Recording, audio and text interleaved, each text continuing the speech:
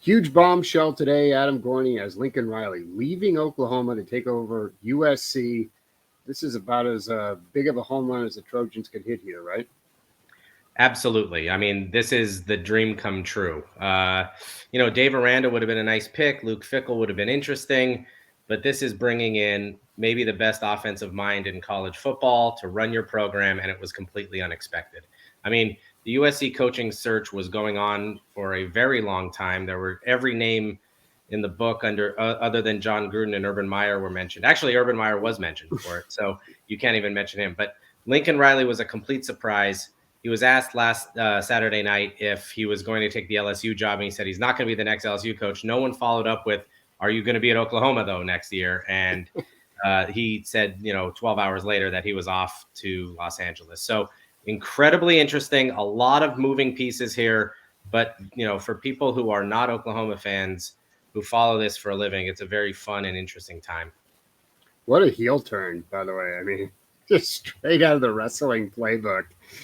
Is that Lincoln Riley? Is that USC's music?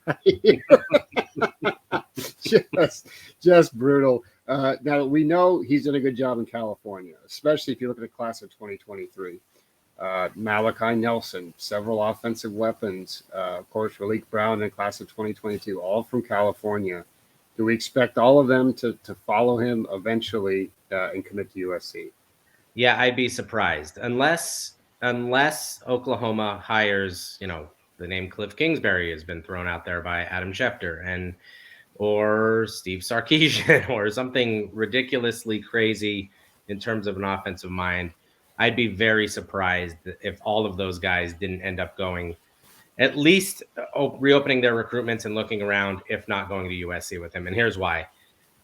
They all live down the road. And now what they were planning to do in Norman, they could do down the road. So it makes complete sense. Raleek Brown, I talked to, I wouldn't expect it tomorrow, but over the next week or so, I think will decommit and look very heavily at USC. Brandon Innes has said that Dennis Simmons is going to come with Lincoln Riley to USC. And so USC is now a school that he will visit and consider very heavily. Makai Lemon is Malachi Nelson's teammate. DeAndre Moore is Malachi Nelson's teammate. I think they all want to play together.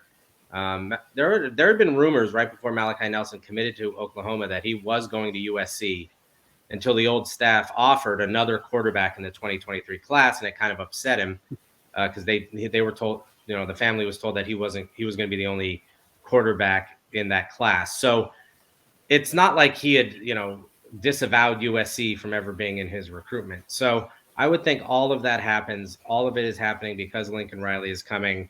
And I think a lot of the kids, I was talking to someone else for quotes earlier, and they said, and I said, Bryce, if Lincoln Riley was at USC, I find it very hard that Bryce Young would be off to Alabama or DJ would be off to Clemson or all of the guys that have left because the team had been spiraling out of control would have stayed. So I think all those guys stick with Lincoln and end up probably back at USC with him.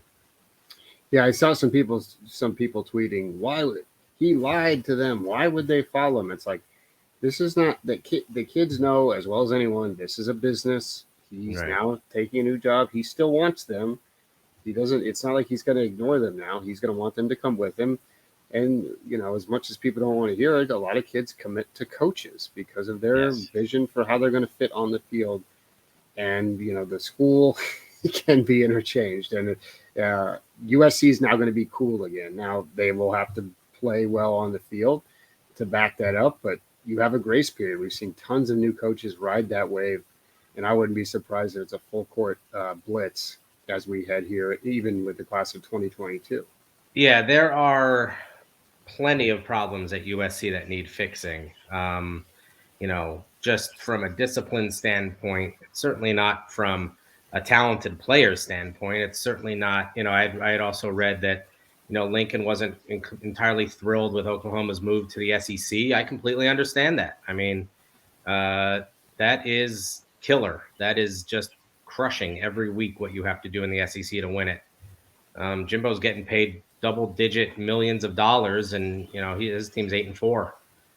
It's just brutal. Auburn takes Alabama to overtime. Probably should have won that game. They're 6-6. You know, it's like every week is just crushing there. But when you're at USC, you have almost complete control of your entire recruiting class 20, 30 miles from your campus. And everybody wants to play there. And not only that, every kid's parent remembers Reggie Bush and Matt Leinart in the glory days. You know, it's like these kids today, Malachi Nelson is 16, 17 years old. Reggie Bush would happen when he was like in kindergarten, first grade. It was so long ago that he doesn't even remember USC being all that good now, but you hear the stories. So I think it's very, very important that that happens. And I definitely think that a lot of these guys not only take a second look in the 2023 class, but a lot of these kids in the 2022 class. It'll be interesting to see which ones get really seriously involved about it. I wonder about Damani Jackson. I'm still trying to figure that out in terms of, yeah, Lincoln Riley's an offensive coach. I get that. But, you know, USC can win games now because you're going to be scoring 50 points in the Pac-12. So winning in the Pac-12 is not all that difficult when you have a lot of talent. We've seen it at Oregon over the last few years. We've seen Stanford fall off and Washington fall off because the talent hasn't been going there as much. It's been leaving the region. I think this kind of brings a lot of that talent back home, and a lot of kids will stay home and play at USC again.